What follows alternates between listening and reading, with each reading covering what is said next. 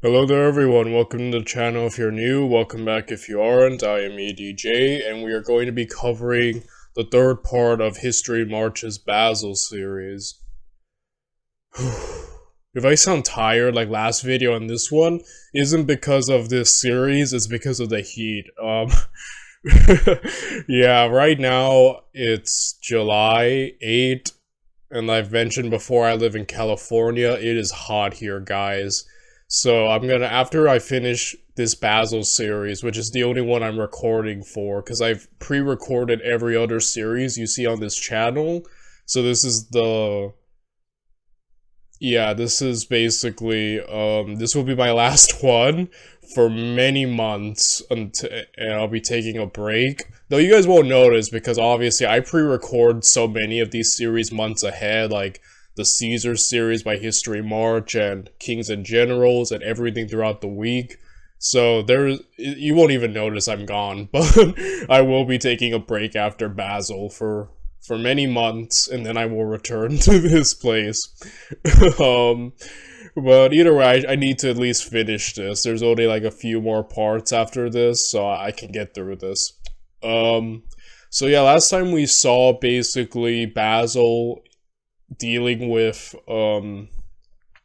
Focus's rebellion.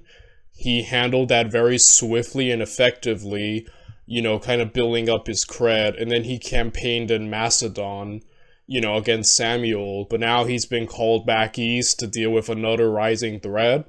So I'm looking forward to just seeing more of Basil. I want to see the hype. I want to see even more greatness from this man, because I know he has it. I'm just waiting to see it. I want to witness it with my own eyes now. So, yes, and overall, like I said, the rebellion was handled very well, and that's a very great start.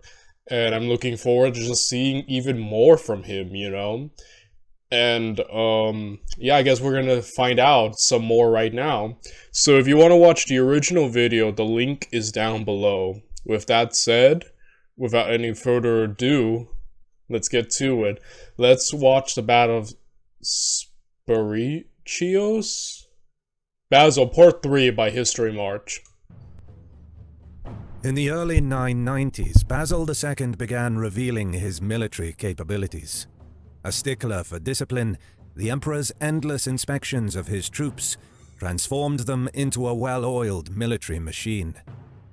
This proved vital in the long campaign in Bulgaria, where Byzantine forces successfully conquered important fortresses in the enemy's heartland.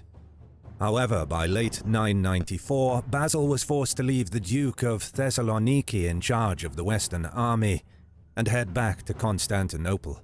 The emperor's attention was urgently needed in the east. A Fatimid army under Governor Manu Takin had crippled local Byzantine forces, forcing Duke Michael Bertzes to retreat to Antioch. By autumn of 994, the important city of Aleppo was besieged by the Fatimid governor of Syria. The blockade caused severe food shortages, and the population was on the verge of surrendering. If Aleppo were to fall, the southeastern frontier would be exposed, threatening to erase 3 centuries of Byzantine progress in the area. Basil needed to act fast.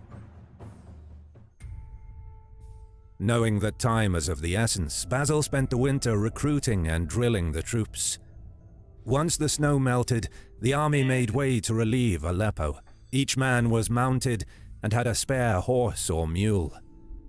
The restless march was carefully planned, and would become one of Basil's most impressive military feats.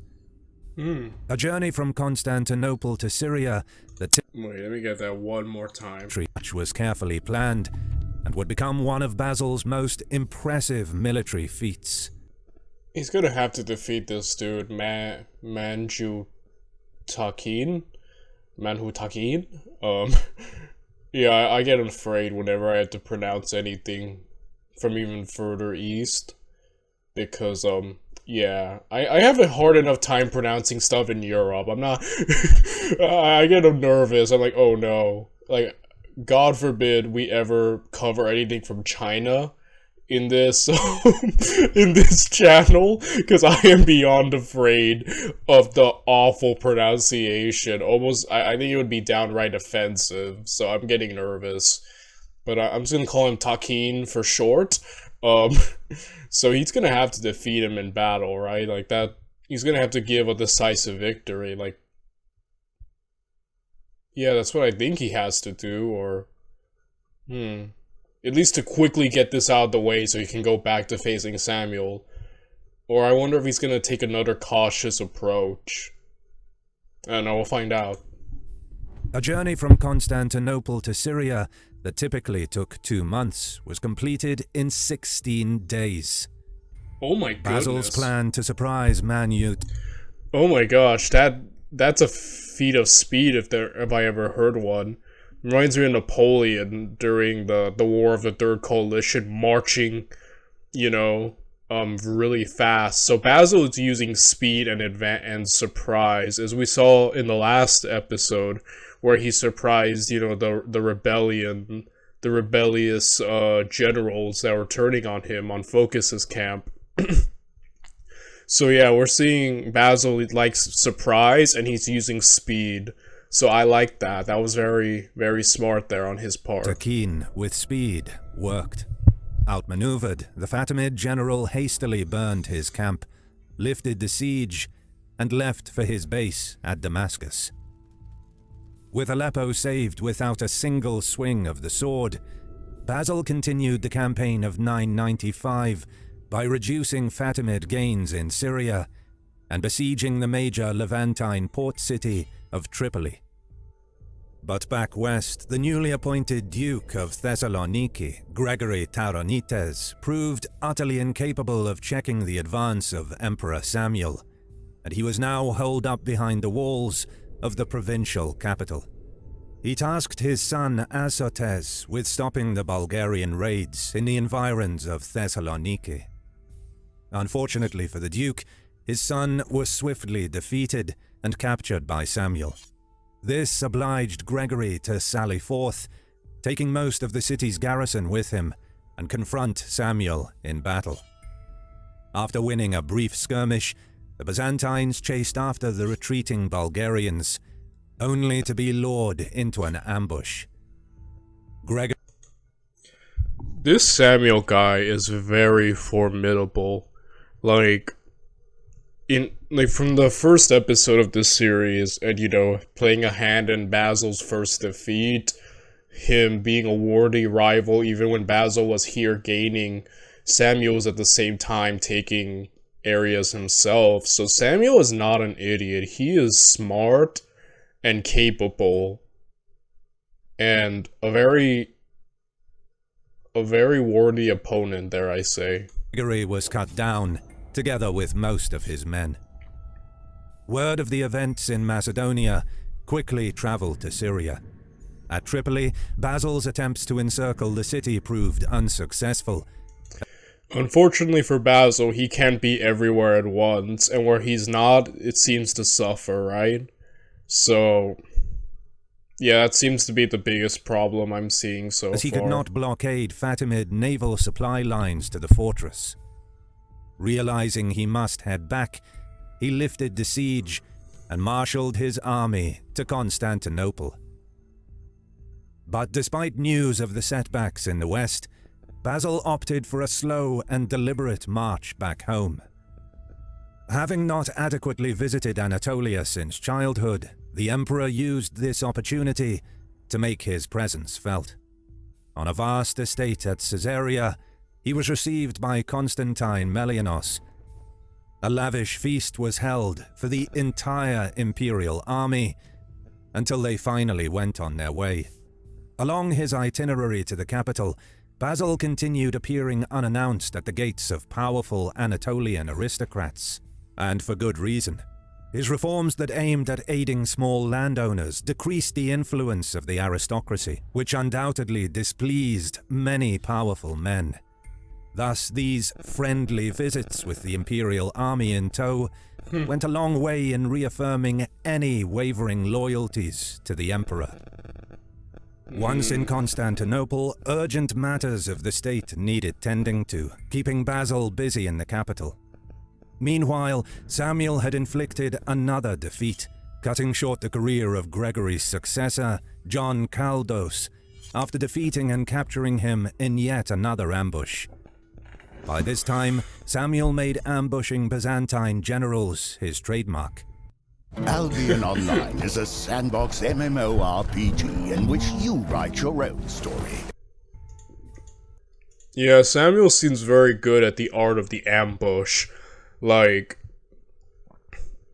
man, a very interesting dude. Like, he's going farther than I thought he would. Confident during the campaigning season of 996, he ventured deep into enemy territory with the bulk of his army, cutting a path of destruction as far as the Peloponnese. Word of the movements of a large Bulgarian army reached Constantinople. Basil sensed an opportunity to cripple Samuel in a single blow, now that his forces were concentrated in one place. The emperor appointed the relatively unknown Nikephoros Ouranos as his new general in the west. His task was to harass and intercept the Bulgarian army on their way home. Moving ever closer to the Bulgarian frontier, Samuel was lured into a false sense of security after he forded the river Spercheios, which swelled after several days of heavy rain. Encamped close to the river and confident that Ouranos would not be able to cross it, Samuel neglected to conduct a proper watch over the Byzantines on the opposite bank. Unbeknownst to the Bulgarian leadership, on July 16th, Ouranos discovered a ford in the river. The Byzantine army crossed to the opposite bank at dusk and headed towards the enemy camp. So far, a lot of Basil II's, men working under him have kind of been failing at the West. So Ouranos already is showing some promise here, though I wonder if he will be the one to finally get something done, because Basil II, seems to be struggling in that, a lot of his underlings aren't doing so hot. So if he could find some more competent ones, it'd probably lift the load off his back, right? But yeah, already the element of surprises here. Samuel's a little overconfident, and rightfully so in this situation. I guess he figured, they won't cross, but still, like, taking your eyes off the enemy is still never good, so I guess we'll see. Ouranos carefully arrayed his troops in pitch black so as to not arouse any suspicion. In a masterfully executed night attack, the Byzantines achieved total surprise. A chaotic melee followed, and the unprepared Bulgarians were crushed next to their encampment. According to some sources, Samuel and his son, Gavril Radomir, evaded capture by lying among the dead bodies of their soldiers. Sometime during the night, they snuck out as the Byzantines were looting the dead. Wow, that is clever. That's a pretty clever move. Though, unfortunately, Samuel has now gotten away, so I wonder if he'll be another threat again. I wonder if he'll learn from this. And, I guess the biggest problem is that was a victory, and good job, Ouranos, very good job. Very well done. And, obviously so far the best dude working under Basil that we've seen in this series, who actually got a W over his enemy. But my only concern is that Samuel already has proven himself very formidable. He allowed his overconfidence to get the hold of him here. So I'm wondering if he can rebound and if he'll be even more deadly. Because, an enemy who lives to fight another day, especially one as competent and as threatening as Samuel, is a cause for concern, eh? Barely escaping alive to return to their capital of Ohrid. With most of his army dead or captured, the Bulgarian leader offered peace to Basil. Despite achieving a decisive victory, the emperor accepted the terms, aware that rising tensions in the east prevented him from building momentum against Bulgaria. Basil's prior expedition into Syria provoked the Fatimid Caliph Al-Aziz to lead the army himself. He gathered a massive fleet to support the invasion, but luckily for the Byzantines, almost all his ships perished in a fire that broke out in the harbour.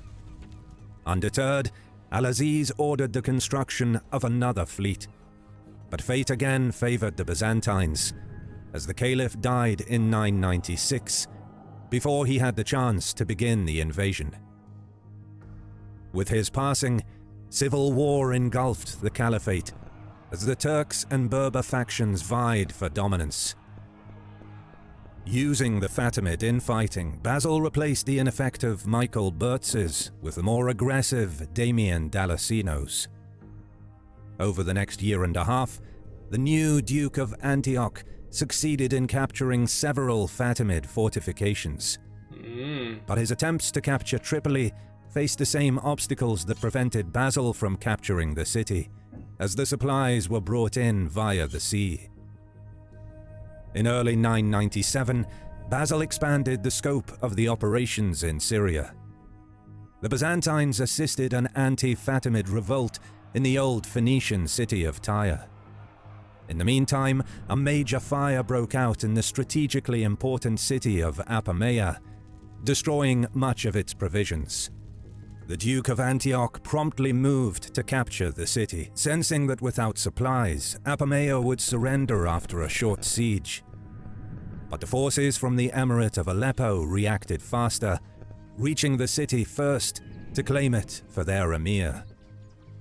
By the time Dalasinos reached Apamea, the host from Aleppo was already encamped in front of the walls.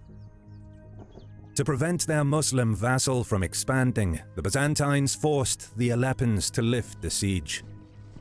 The smaller Muslim host had no option but to comply, but they purposefully left their supplies in the camp as they marched off, which were soon claimed by the garrison of Apamea. With a force of around 10,000, Dalasinos proceeded with the plan to starve the city into submission. Meanwhile, the newly appointed governor of Damascus, Jaysh ibn Samsama, was busy. That was a funny little spiteful thing of leaving their supplies for the enemy. But, sorry, that kind of made me laugh. But, yeah, overall, it's interesting. Basil making peace with Samuel, which makes sense, but it's just Samuel's being given time to breathe also seems to be like, yeah, he's coming back. And probably will be, I'm guessing, probably a bit more formidable. I don't know, we'll see. But, yeah, the problem is that the Romans are, like, basically fighting on two fronts. But, yeah, fortunately for them, there's this big issue here in the east that they can capitalize on, right? Crushing the Byzantine-backed anti-Fatimid revolt in Tyre. After successfully entering the city, the Fatimid general moved to Damascus, taking command of an 11,000-strong relief force and heading towards Apamea. Much like 4 years ago, the Fatimid and Byzantine armies faced each other on the opposite banks of the Orontes River, not far from the city of Apamea. Stationed on the river's western ford, Samsama's army was divided into 3 main lines. The Bedouin cavalry on the left wing, under the command of a certain Mayor the Slav. A large center comprised of Iranian infantrymen, bolstered by reserve cavalry of 500 slave soldiers, under the command of Bishara the Ilkshidid. Further south, likely located on the high ground, was the right wing of the Fatimid army, commanded by the governor of Damascus himself, consisting of Berber and Bedouin horsemen. The exact Byzantine battle formation remains uncertain. However, it is known that the Romans took the initiative. Their center formation was the first to ford the river and engage the Fatimid center. The well-drilled Dalasino's men quickly gained the upper hand. Fatimid infantry struggled to hold back the enemy. Their formation broke, and the troops started fleeing. However, this is when the lack of discipline in the Roman ranks began to show, as many of the men broke formation to pursue the fleeing enemy, cutting down as many as 2,000. Seeing the bulk of the center fleeing, the Fatimid right and left wings followed suit. Only the feared Ghilman cavalry of 500 remained in place, heroically resisting a much larger Byzantine contingent for hours. This is when a Kurdish officer from Bishara spotted Dalasinos. Seeing an opportunity to turn the tide of the battle, he rode towards the imperial standard. Accompanied by his 2 sons and his personal bodyguards, the Kurdish officer approached the small hill where the Roman general was positioned. Dalasinos, overconfident and believing that the day was won, foolishly assumed that the Kurd and his entourage were coming to surrender. Oh snap, they're just gonna try to kill him. Okay, wait, let me give some of my thoughts first. Okay, so the enemy had a very strong defensive, not defensive center, but not strong enough to resist the Romans here. I thought for a second these wings were about to like crash on the undisciplined Romans, like in the flanks. That's what I was thinking was about to happen, but fortunately they just ran too. So that was very fortunate. And this is bold. The battle is in a way kind of seems lost, but this is very bold that they're just going, and Damien here is assuming they're coming to surrender. Oh my goodness. Seeing an opportunity to cut the small, confident and believing that the day was won, foolishly assumed that the Kurd and his entourage were coming to surrender.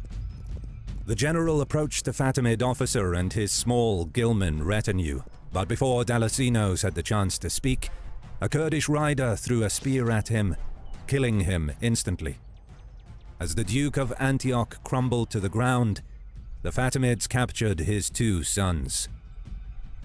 Word of the death of Dalasinos quickly made its way to the retreating Fatimid forces. Shouting, "The enemy of God is dead," the Fatimids halted their retreat and turned on the Byzantines. Reinforced by the Apamæan Oh my goodness. Wait, garrison that sallied forth from the fortification, Samsama managed to stabilize his line and regain the initiative. And that's what I said what would happen earlier, right? That they would go around. Oh my goodness. The Romans, who were famed for their discipline, lacked it in this battle, apparently. Yeah, Damien was showing real promise there for a second, and I thought the battle was basically done right there. I was like, wow, okay, Damien seems competent, and then that happened. Now, oh my goodness. Yeah, Belisarius is gonna need a lot more competent people under his belt, right? Because, like, this is... when he's not around, majority of the time we've noticed his underlings are failing.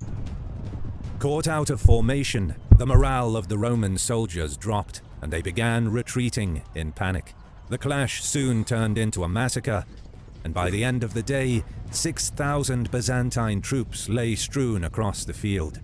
A very high casualty figure by medieval standards.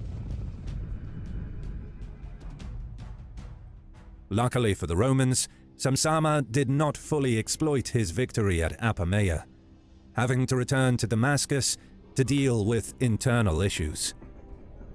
To the west, the war between the Bulgarians and Romans had resumed in 997. Once again, the emperor would be forced to deal with wars on 2 fronts. But it would be these challenges that would turn Basil II into the greatest emperor of the Macedonian dynasty. But more on that in the next episode.